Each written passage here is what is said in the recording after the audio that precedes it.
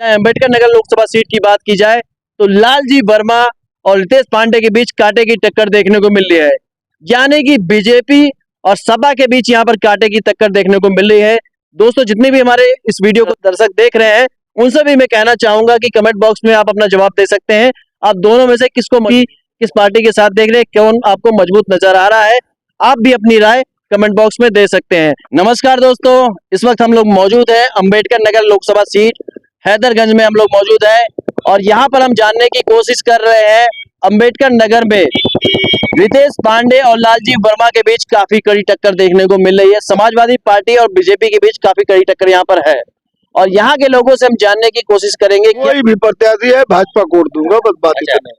काम वाम से कोई मतलब काम क्या हुआ हो रहा है। हाँ। 70-65 साल में जितना काम हुआ कौन पार्टी किया। हाँ। सड़क का काम देखिए। हाँ। या रेलवे का काम देखिए, कौन सा स्टेशन नहीं बना। बच्चों का पेपर, बच्चे तैयारी कर रहे हैं, पेपर लीक हो जा रहा है। जब कर्मचारी घूस लेकर अगर न्यूज बनाएंगे तो कई दिन न्यूज चलेगी। हाँ।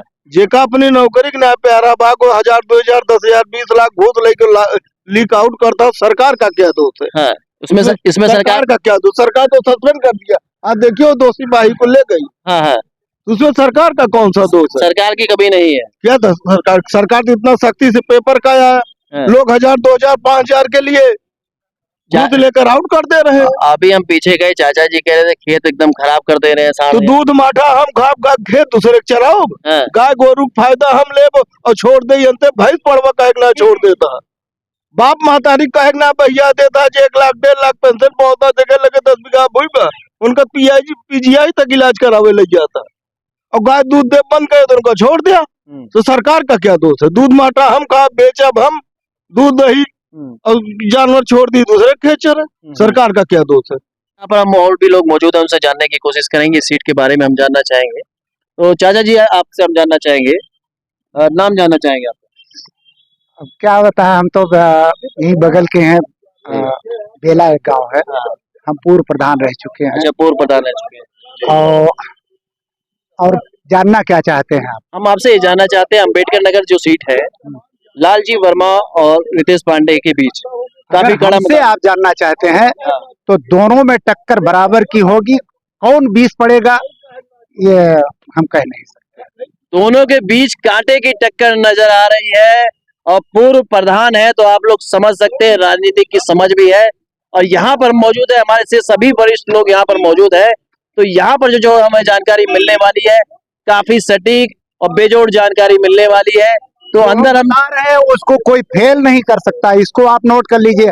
दल बदलू का तो कोई ठिकाना हमारे समझ में नहीं आ रहा। दल बदलू किसे कह रहे हैं। आप जो देख रहे हैं आप भी देख रहे हैं, आप पत्रकार हैं, आप जान रहे हैं, बस इतने समझ लीजिए। नहीं, दल बदलू इस विधानसभा सीट से विधानसभा लोकसभा में आप सब समझ रहे हैं, इसीलिए आप निकले हैं,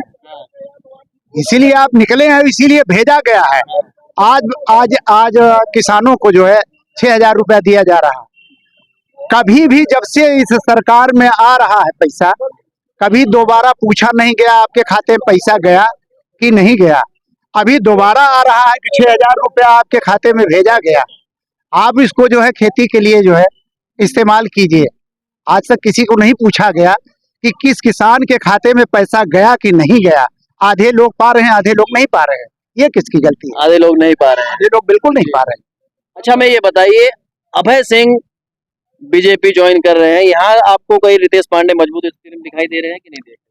हम जो कह रहे हैं बस उतने आप समझदार हैं तो समझ लीजिए।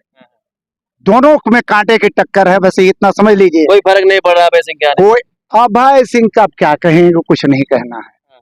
बस हम लोग तो अभय सिंह के समर्थक थे, लेकिन अब क्या कहें। अब वो अपना रास्ता बदल दिए तो हम लोग को भी जो समझ में आएगा वही करें। कहीं ना कहीं रास्ता बदलने के बाद आप लोग अभय सिंह से नाराज भी हैं। नाराज किसका रह के हम लोग करेंगे क्या। किसी का नाराज होके हम लोग करेंगे क्या। तो आप लोग देख सकते हैं और समझ सकते हैं किस तरीके से चाचा जी ने अपनी बातों को रखा है। और आपके पास हम दोबारा जरूर आएंगे और बात करने की कोशिश करते हैं। कुछ और लोग मौजूद हैं, उनसे भी हम जानना चाहेंगे। चाचा जी, अम्बेडकर नगर लोकसभा सीट लालजी वर्मा और रितेश पांडे के बीच किसे आप देख रहे हैं। ये तो समय बताएगा, अब क्या बताया जाए। जैसे कि अब समय काफी कम बचा है, अगर दोनों की टक्कर की बात की जाए तो क्या आप देख रहे हैं, क्या ये मामला कांटे का है या एक तरफ? कांटे का क्यों नहीं है, कांटे का तो है ही है। जी जी, कांटे का मामला है। लालजी वर्मा आपको कहीं ना कहीं मजबूत नहीं नजर आ रहे हैं? अब हम इसको नहीं बता पाएंगे कौन मजबूत है कौन कमजोर है, तो बाद में पता चलेगा। जी जी। तो क्या कहेंगे? अच्छा, हम आपसे ये पूछना चाहते हैं जैसे कि लालजी वर्मा समाजवादी पार्टी से हैं और ये बीजेपी से हैं, और जल्द में ही अभय सिंह समाजवादी पार्टी को छोड़ के बीजेपी में शामिल हो जाते हैं, और बीजेपी में शामिल होने के बाद में क्या रितेश पांडे जी के बारे में आप क्या कहेंगे? क्या मजबूत नहीं दिख रही सीट? नहीं, वो तो मजबूत पड़ेंगे, उनका भी आधार आएगा, कुछ न कुछ तो आएगा ही। जी जी जी। आप क्या देख रहे हैं अम्बेडकर नगर लोकसभा सीट पर? कौन मजबूत है? लड़ाई दोनों में भैया, हाँ, लड़ाई दोनों में है। लड़ाई दोनों में है। थोड़ा मजबूत जरूर पड़ेगा। अच्छा, अभय सिंह के आने से थोड़ा मजबूत जरूर दिखाई दे रहा है रितेश पांडे का पाला। चलिए, चाचा जी है यहाँ पर, चाचा जी से हम जानने की कोशिश करेंगे। चाचा जी, ये बताइए, आप बताइए क्या लग रहा है? आप सीधा सीधा बताइए, दोनों में से कौन मजबूत? सीधे हमारे यहाँ कांटे की टक्कर है, कांटे की टक्कर है। मुकाबला कांटे का है। अब जीत हार कौन जाने, भगवान हाँ। जाने। लालजी वर्मा भी कहीं कहीं काफी ज्यादा मजबूत नजर आ रहे हैं और कांटे की टक्कर हो जाएगी।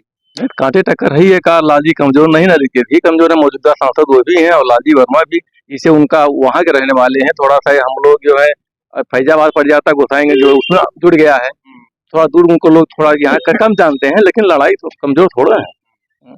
और जैसे चाचा जी का कहना था लालजी भी चुनाव निकाल सकते हैं। हाँ, निकाल ही सकत, तो लड़ाई आटे हम जीता के जानते बाटे कि जब कांटे की टक्कर है, जब दोनों में कांटे की टक्कर है। महिला जो है और ज्यादा आकर्षित है कहाँ आकर्षित है?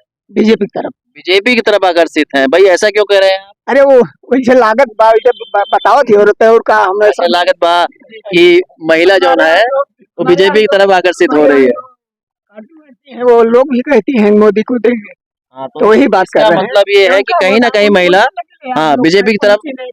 जी जी, राजा राजा लगे आप पहुंच पाएंगे, राजा वाले राजा के नहीं, आप बताएंगे तो हम पहुंचेंगे जरूर। रोड से आप ले आता है। और बनराजा जो है उनको पता ही नहीं कौन प्रत्याशी लड़ रहा है, तो क्या समझा जाएगा उनसे?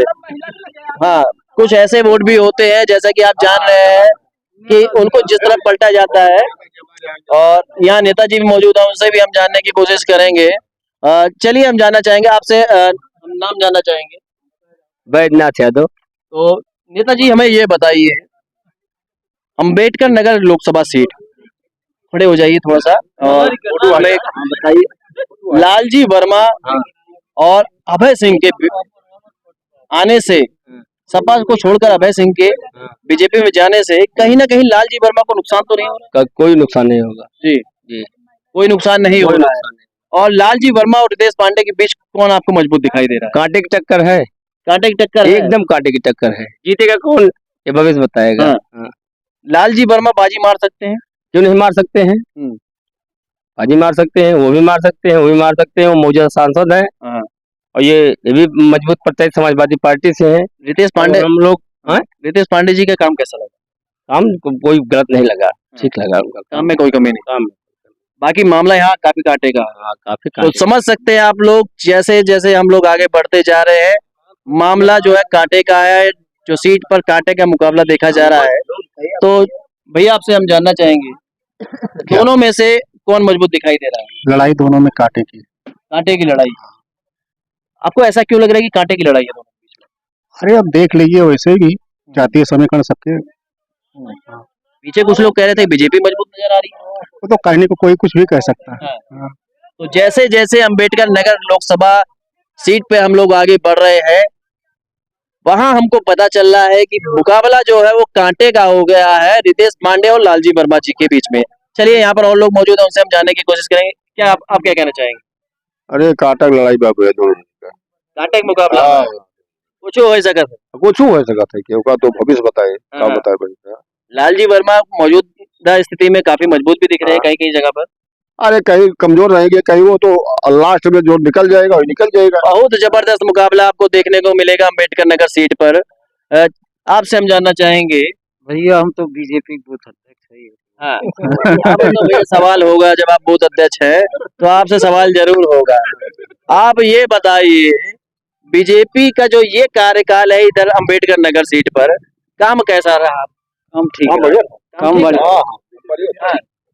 और बीजेपी में जो परेशानी लोगों को देखने को मिल रही है, बहुत से लोगों का राशन कट जा रहा है, है। बहुत से लोगों का क्या है कि आवास नहीं मिल पा रहा है, बहुत से लोगों को ऐसी समस्या हो रही है कि उनका खेत चल रहे हैं जानवर, और बहुत से आपने देखा ही होगा, लगातार अभी पीछे खबर आपको देखने को मिली हुई है कि पेपर लीक हो रहा है। क्या कहेंगे आप?